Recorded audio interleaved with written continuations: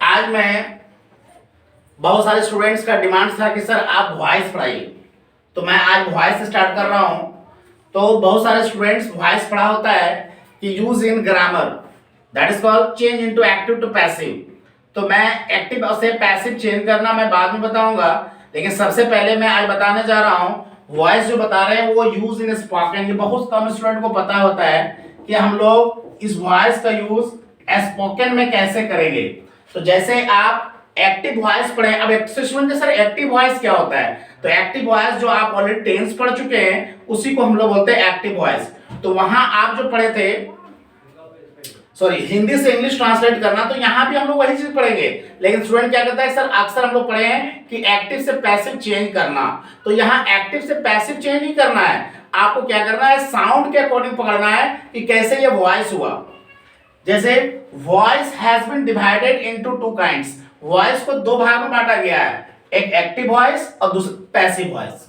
अब active voice कितने होते हैं, तो 1 into 12, और पैसिव वॉइस कितने होते हैं, तो 1 into 8। ये आपको वीडियो जब पढ़ेंगे सारे तो आपको समझ में आएगा कि 1 into 12 क्या, और 1 into 12 ऑलरेडी आप टेंस पढ़ चुके हैं, लेकिन हम लोग पैसिव पढ़ेंगे 1 into 8। अब होता क्या है कि सर सबसे पहले आपको समझाइए कि एक्टिव वॉइस क्या है।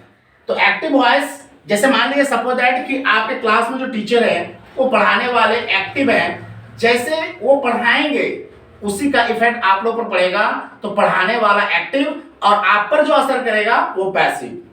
सपोज दैट मान लीजिए सपोज एक ऐसा होता है कि क्लास में कोई स्मोकिंग कर रहा हो, सिगरेट पी रहा हो, और उस स्मोकिंग के धुएं से आप पर वो धुआं असर करेगा, तो जो पी रहा है वो एक्टिव स्मोकर, उसको तो 100% बीमारी होगा, और जो इसका धुआं जो स्मोक जो है वो ऑब्जर्व कर रहा है उसको भी बीमारी होगा। तो जो स्टूडेंट्स को जो बीमारी हो रहा है वो टीचर के चलते, जो एक्टिव के चलते, अगर ना एक्टिव पीता ना पैसिव को कभी बीमारी होता। मतलब एक दूसरे से दोनों रिलेटेड है। जिस स्टूडेंट को एक्टिव टेंस नहीं समझ में आया होगा उसको पैसिव कभी भी समझ में नहीं आ सकता है। इसलिए सबसे पहले हम लोग क्या करना पड़ता है, सबसे पहले एक्टिव वॉइस समझना पड़ता है, और पैसिव को समझ, जब एक्टिव आप समझ गए तो पैसिव आपको समझने के लिए बहुत इजी हो जाएगा। तो सबसे पहले हम लोग चलते हैं, आज पैसिव पढ़ेंगे, और अगर आप पैसिव को और अच्छी तरह समझना चाहते हैं तो एक्टिव अगर पढ़े होंगे तो उसको आप बढ़िया से रिवाइज करेंगे, क्योंकि इसमें बार बार आपको पीछे वाले रिवाइज करवाया जाएगा कि एक्टिव वॉइस में सिंपल प्रेजेंट का रूल क्या होगा। अब हम लोग पैसिव पढ़ने जा रहे हैं तो हमेशा आपको कंफ्यूजन होगा। तो सबसे पहले समझें कि active voice, active voice, subject is doer, subject is doer. Passive voice, the work is done by, मतलब एक्टिव वॉइस जो होता है वो सब्जेक्ट काम करता है। अब सब्जेक्ट कैसे काम करेगा, जैसे मैं पेड़ काटता हूं, तो पेड़ जो काटने का काम जो किया वो मैं किया, आई।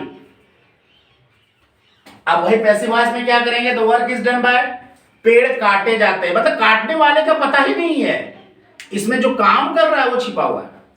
अगर इसी में बोल देंगे कि उसके द्वारा पेड़ काटे जाते हैं, तो पेड़ जो है वो ऑब्जेक्ट हो गया, और उसके द्वारा जो हुआ वो सब्जेक्ट हो गया। बस खेला सब्जेक्ट और ऑब्जेक्ट का है।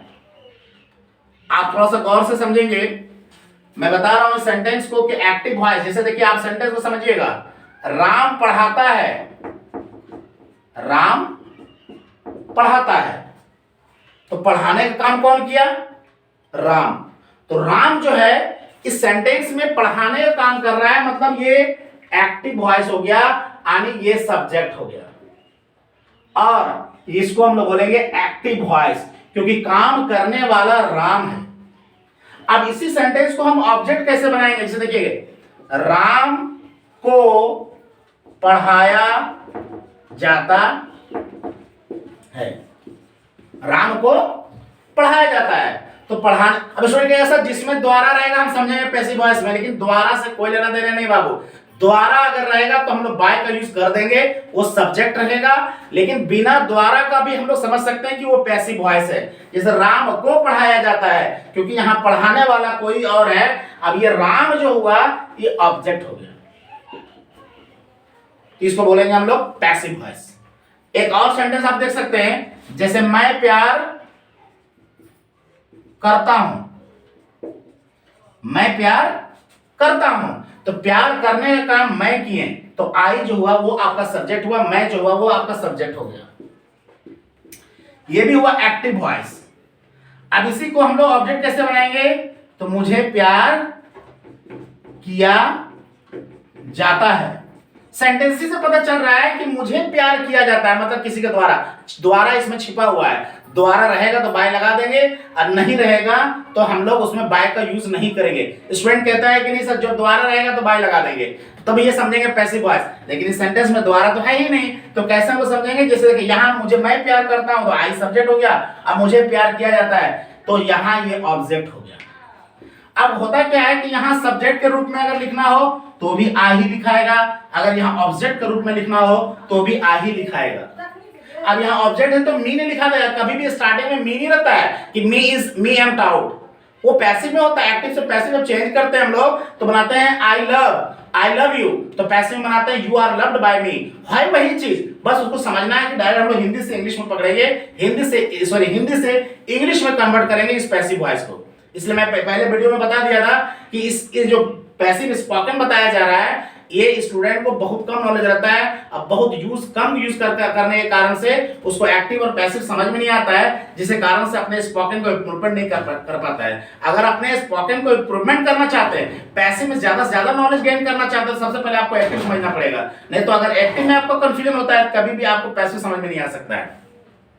और ये सब इंग्लिश का प्रॉब्लम को सॉर्ट आउट करने के लिए सबसे इंपॉर्टेंट चैप्टर है एक्टिव और पैसिव वॉइस। इसी तरह हम लोग पढ़ेंगे आगे पॉजिटिव वर्ब। तो पॉजिटिव वर्ब में आप जब पढ़ेंगे जिससे ज्यादा कंफ्यूजन होगा, वहां सब्जेक्ट काम करता नहीं है, किसी सब्जेक्ट रह करके कोई काम करवाता है, that is called positive verb.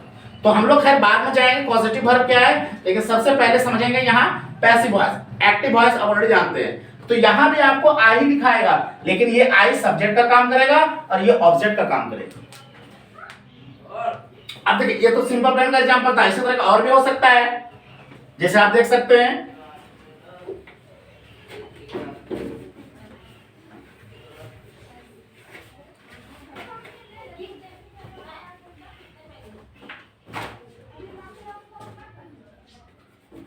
वह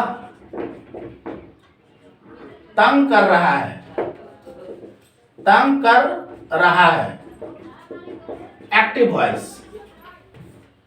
अब उसे तंग किया जा रहा है, पैसिव वॉइस। ये आपका सब्जेक्ट हो गया और ये आपका ऑब्जेक्ट हो गया। वह काम कर रहा है, एक्टिव वॉइस, उसे तंग किया जा रहा है, तंग करने वाला कोई और है, सब्जेक्ट कोई और है, इसलिए ये पैसिव वॉइस हो गया। तो आपको सिर्फ ये बताया जा रहा था एक्टिव और पैसिव को समझने के लिए। अब मैं बताऊंगा एक्टिव वॉइस तो नहीं बता रहे हैं, बस पैसिव वॉइस हम लोग पढ़ेंगे। तो पैसिव वॉइस में प्रेजेंट में 3 पॉइंट पढ़ना है। पैसिव वॉइस हम लोग पढ़ना क्या है, पैसिव वॉइस। तो पैसिव वॉइस में सबसे पहले आपको पढ़ा रहे हैं प्रेजेंट टेंस। टेंस यहां लिखने के मतलब हुआ कि आपको टेंस नहीं पढ़ाया जा रहा है, ये आपको वॉइस पढ़ाया जा रहा है, इसलिए लिखा हुआ है पैसिव वॉइस। है वही चीज, बस सब्जेक्ट और ऑब्जेक्ट को समझना है। तो पैसिव वॉइस में सबसे पहले हम लोग पढ़ेंगे सिंपल प्रेजेंट, सिंपल प्रेजेंट और present indefinite.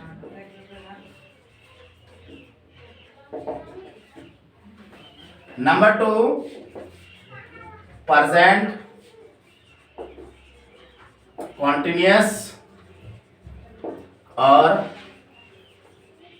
Imperfect. Number 3 present perfect tense voice. ये सब में वॉइस आप लिख सकते हैं। तो सबसे पहले हम लोग समझेंगे सिंपल प्रेजेंट। सिंपल प्रेजेंट और प्रेजेंट इंडेफिनिट, इसमें तीन ही पढ़ना है। प्रेजेंट इंडेफिनिट, इसका साउंड जो हम लोग सिंपल प्रेजेंट में पढ़े हैं, यहां देखिए साउंड हम लिखते हैं सेम। सेम क्यों लिखा गया? जो आप सिंपल प्रेजेंट साउंड पढ़े हैं वही साउंड यहां भी करना है, लेकिन सेम इसलिए जिससे देखिए साउंड सेम मतलब मारा जाता है, मारा जाता है मतलब किसी के द्वारा, बुलाया जाता है, बुलाया जाता है किसी के द्वारा, सिखाया जाता है किसी के द्वारा, सताया जाता है किसी के द्वारा। एक्टिव वॉइस में क्या करेंगे हम लोग? इसी तरह सेंटेंस रहेगा तो मारता है, पीटता है, बुलाता है, सिखाता है, मतलब सब्जेक्ट कोई काम करता है। और सेंटेंसेस से क्या पता चल रहा है? मारा जाता है किसी के द्वारा, बुलाया जाता है किसी के द्वारा, सिखाया जाता है किसी के द्वारा। तो इसलिए साउंड सेम, जो ताया कि आप सिंपल प्रेजेंट में पढ़े थे वही साउंड यहां भी रहेगा, लेकिन साउंड का फर्क है कि साउंड कोई काम किसी के द्वारा किया जाता है।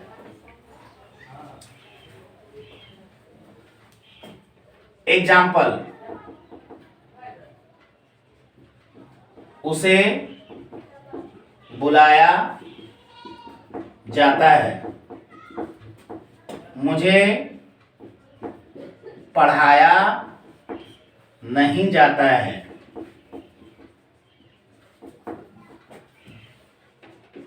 विद्यार्थियों को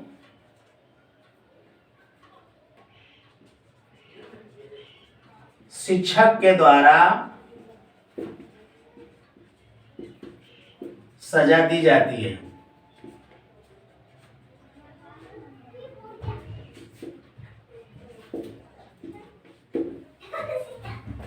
हमें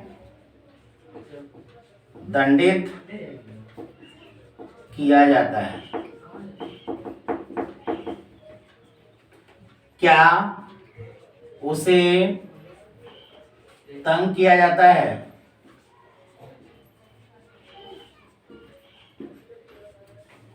अंग्रेजी पूरी दुनिया में बोली जाती है।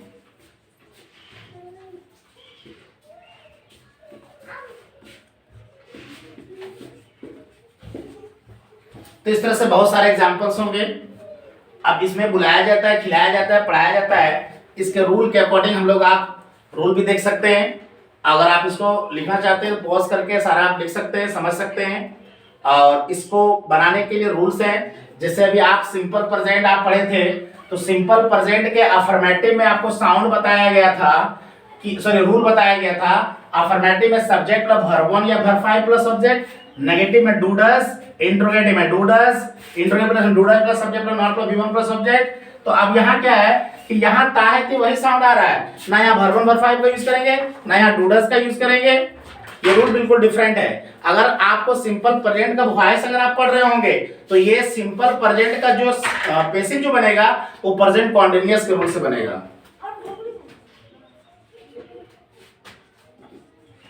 जैसे object plus is am are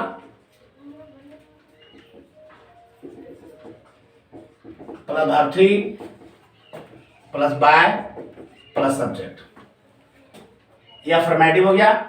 आप इसी रूल को चाहेंगे आप तो नेगेटिव इंट्रोगेटिव में कन्वर्ट कर सकते हैं। Object plus is am are plus not plus verb 3 plus by plus subject, interrogative में is am are plus subject plus object plus verb 3 plus by plus subject. तो आप इस रूल को convert कर सकते हैं। अब यहाँ क्या है कि सिंपल प्रेजेंट का साउंड है, नया वर्ब 1 वर्ब 5 है, नया डू डज है। ये सिंपल प्रेजेंट का चला गया, नोट में लिखेंगे सबसे पहले कि verb 3 is always used in passive voice। Passive voice में हमेशा वर्ब 3 का यूज होता है। अब स्टूडेंट क्या है, जब तक वॉइस नहीं पढ़ा रहता उसको कंफ्यूजन होता है कि इज एम आर के बाद तो हम वर्ब 4 यूज करते थे, you are playing, they are dancing, she is coming, लेकिन यहाँ इज एम आर लगने के बाद वर्ब 3 का यूज होगा। इसी का नाम है पैसिव वॉइस। तो आपको कंफ्यूजन होगा ही नहीं क्योंकि आप पैसिव पढ़ चुके हैं या पैसिव पढ़ रहे हैं। अब यहाँ तक इसी को नंबर 2 में नोट पढ़ेंगे कि if active voice is in simple present then passive would be changed in present continuous। अगर सिंपल प्रेजेंट का होगा तो उसको हम लोग पैसिव जो बनाएंगे वो प्रेजेंट कॉन्टिन्यूअस के अकॉर्डिंग से बनाएंगे। बस इतना फर्क है कि यहाँ इज एम आर लगाने के बाद वर्ब 4 नहीं लगाना है, इज एम आर लगाने के बाद वर्ब 3 का यूज करेंगे। अब द्वारा जहां रहेगा वही बाय का यूज करेंगे अथवा आप बाय का यूज नहीं करेंगे। अब जैसे यहां सेंटेंस दिया गया था उसे बुलाया जाता है, तो इसका इंग्लिश मैं यहां सॉल्व कर दे रहा हूं। उसे बुलाया जाता है, ही इज कॉल्ड। बाय का यूज नहीं करना है। मुझे पढ़ाया नहीं जाता है, नेगेटिव के अकॉर्डिंग जरूर से आई एम नॉट टाउट।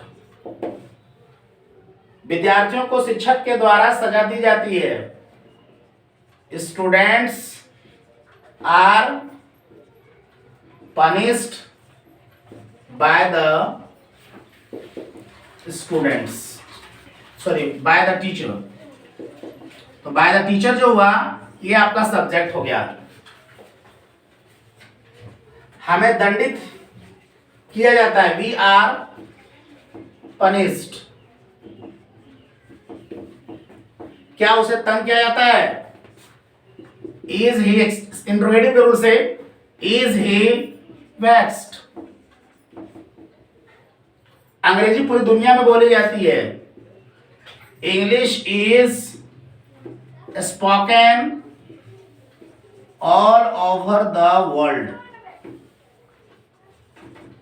तो इस तरह से क्या हुआ कि सिंपल प्रेजेंट का वॉइस क्लियर हो गया। तो अगर ये वॉइस मेरे ख्याल से आप इसको बार बार देखिए, और एक्टिव वॉइस और पैसिव वॉइस में कंफ्यूजन दूर करिए कि सिंपल जो आप एक्टिव वॉइस हम लोग पढ़ चुके हैं, टेंस जो पढ़े हैं, अब बस पैसिव पढ़ना है। ये सिंपल प्रेजेंट आपको बता दिया गया। अगर ये आपको समझ में आ गया होगा सिंपल प्रेजेंट का पैसिव वॉइस, तो मैं कुछ एग्जांपल दे रहा हूं, आप उसे कमेंट बॉक्स में उसको ट्रांसलेट करके आप बता सकते हैं कि आपको कितना समझ में आया। जैसे पहला एग्जाम्पल है, मुझे प्यार किया जाता है, क्या उसे बेवकूफ बनाया जाता है? धनबाद में कोयला उत्पादन किया जाता है, नेपाल में भी हिंदी बोली जाती है, क्या तुम्हें सब कुछ सिखाया जाता है? तुम्हें बार बार सूचित किया जाता है, उसे यह काम करने के लिए दबाव दिया जाता है, तुम्हें हर रोज क्या पढ़ाया जाता है? तो thanks for watching my video, और इसे लाइक करें, सब्सक्राइब करें और ज्यादा से ज्यादा शेयर करें। इसी वॉइस का नंबर 2 बताने जा रहा हूं, present continuous.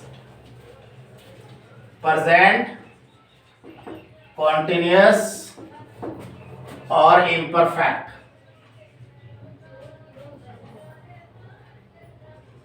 Imperfect tense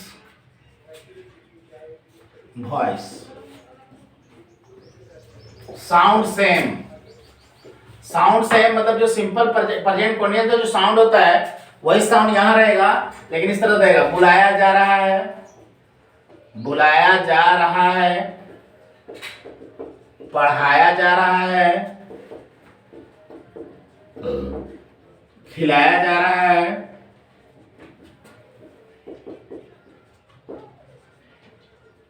etcetera. मतलब कोई काम किया जा रहा है।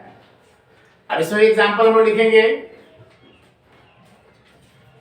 पेड़ काटे जा रहे हैं, उसे आमंत्रित किया जा रहा है, उसे आमंत्रित किया जा रहा है, हमें प्रोत्साहित किया जा रहा है।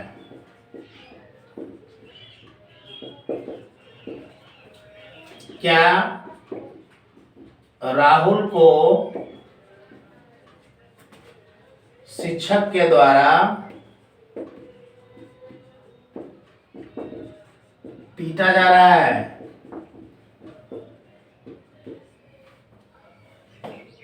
आपका काम हो रहा है, हो रहा है।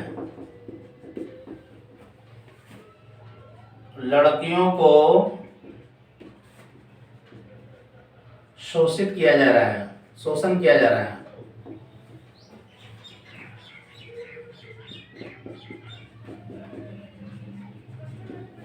Rule,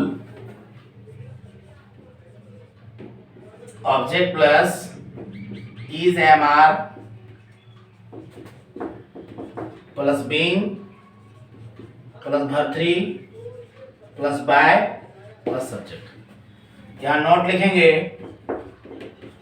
if active voice is in present continuous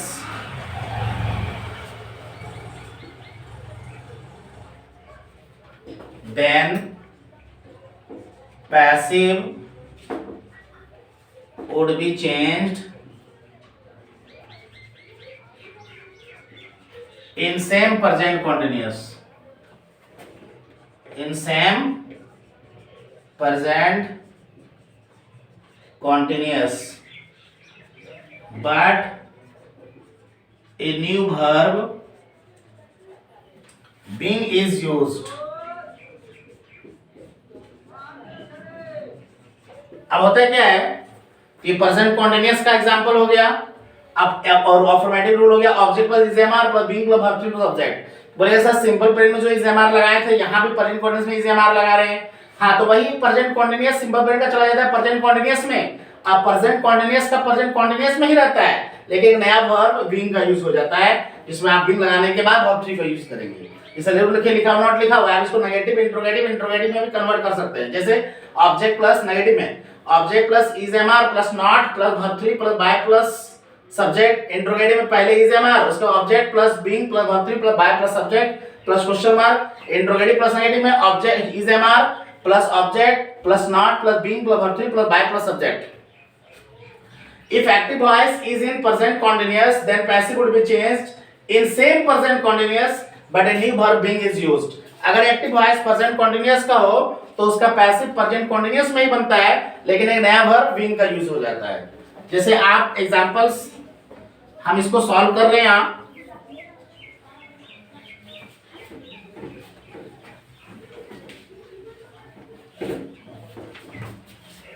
जैसे देखेंगे, पेड़ काटे जा रहे हैं, ट्रीज आर बीइंग हार्वेस्टेड भी लगा सकते हैं, लेकिन ज्यादातर हार्वेस्टेड फसल काटने के लिए होता है, तो हम लोग यहाँ कट कट के ही यूज करेंगे। कट का वर्ब भी कट ही होता है। उसे आमंत्रित किया जा रहा है, ही इज बीइंग इनवाइटेड। हमें प्रोत्साहित किया जा रहा है, we are being encouraged.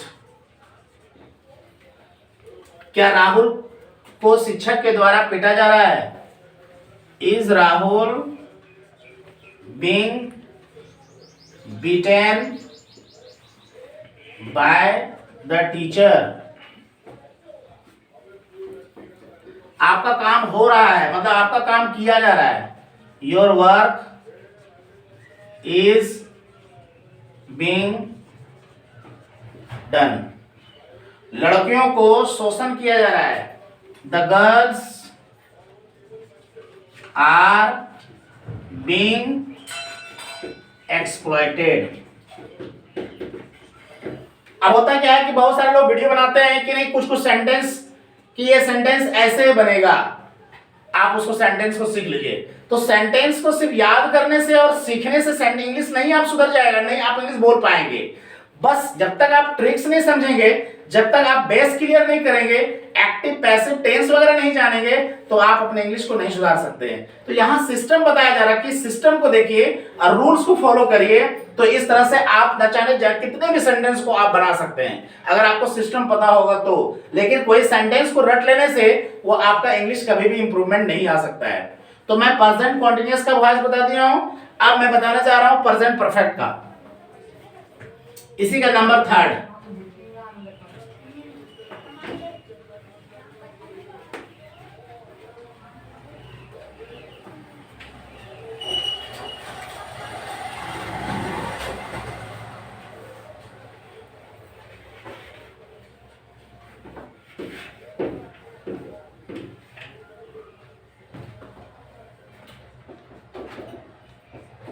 Present perfect tense voice, sound same, पकड़े गए हैं, पकड़े गए हैं,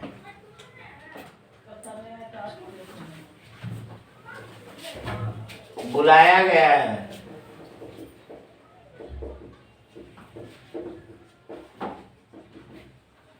सिखाया गया है, खिलाए गए हैं, खिलाए जा चुके हैं,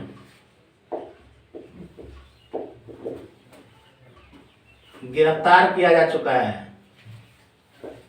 गिरफ्तार किया जा चुका है। तो प्रेजेंट परफेक्ट का साउंड के अकॉर्डिंग हो गया साउंड सेम, कोई भी काम किया जा चुका है, किया गया है। तो सबसे पहले हम लोग इसका एग्जाम्पल जानेंगे।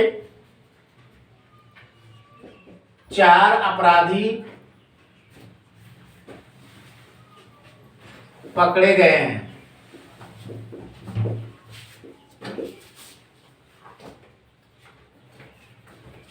हमें बोलने के लिए दबाव दिया गया है।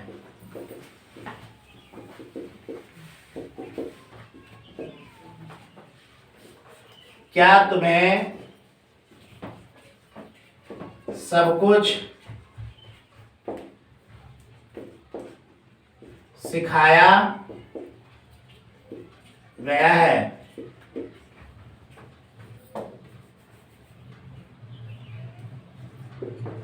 बच्चों के बीच मिठाइयाँ बांटी गई है।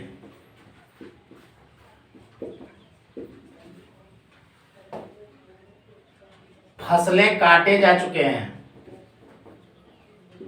काटी जा चुकी है।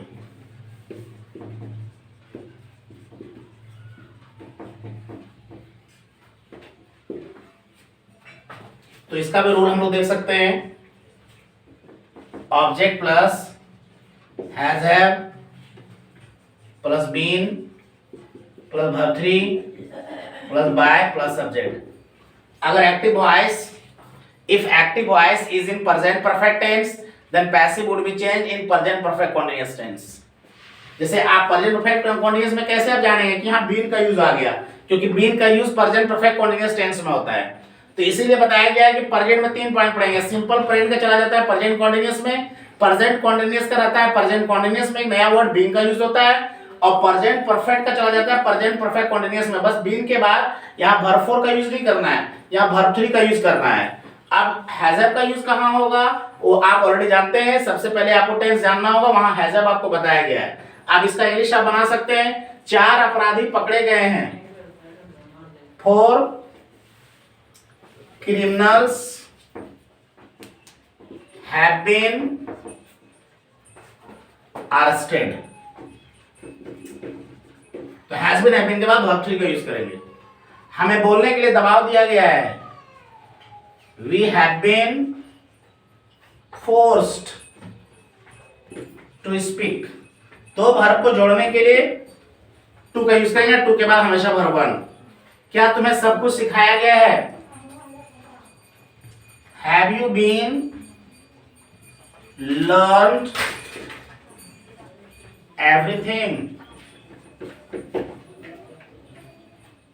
बच्चों के बीच मिठाइयां बांटी गई है।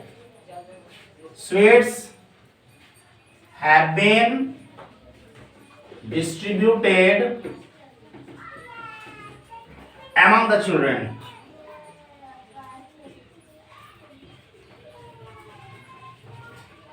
तो ये प्रेजेंट परफेक्ट का हो गया। बस हर टेंस जो भी पढ़ेंगे वो टेंस के अकॉर्डिंग ही साउंड रहेगा। बस साउंड से दिखना चाहिए, पता होना चाहिए कि काम किसी के द्वारा हो गया है, तो हम लोग उसको एक्टिव और पैसिव को क्लियर करेंगे। ठीक है, दैट्स ऑल।